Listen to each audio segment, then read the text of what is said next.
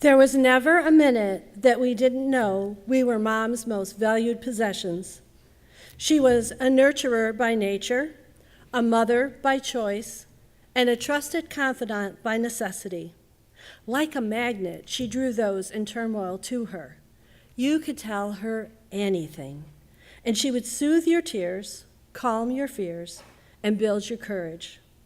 More than a mother, she was a mentor to all.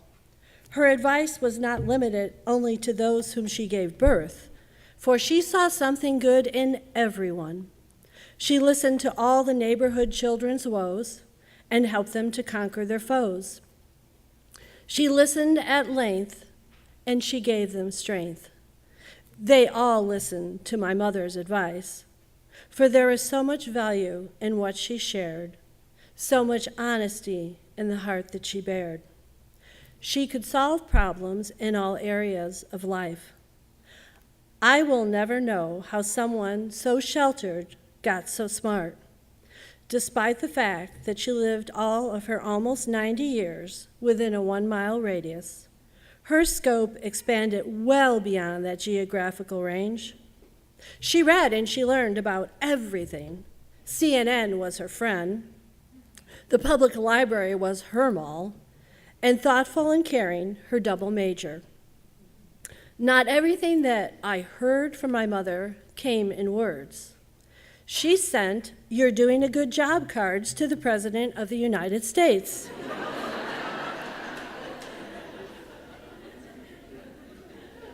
Because, maybe his mom doesn't have time to tell him.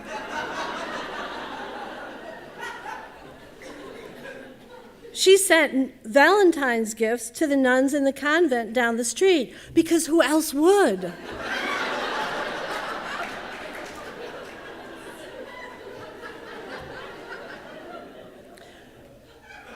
When my nephew needed a smile on his face, my mother played Red Rover at age 72. Red Rover, send Grandma right over, we called. And smile and laugh my nephew did, as with that grandmotherly canter, she trotted toward our linked arms. She was ageless, with no boundaries, no fences.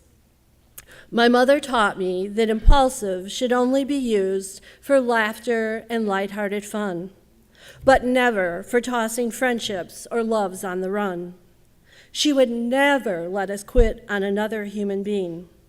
She would remind us of all the wonderful things that they'd done and love us as much as she did.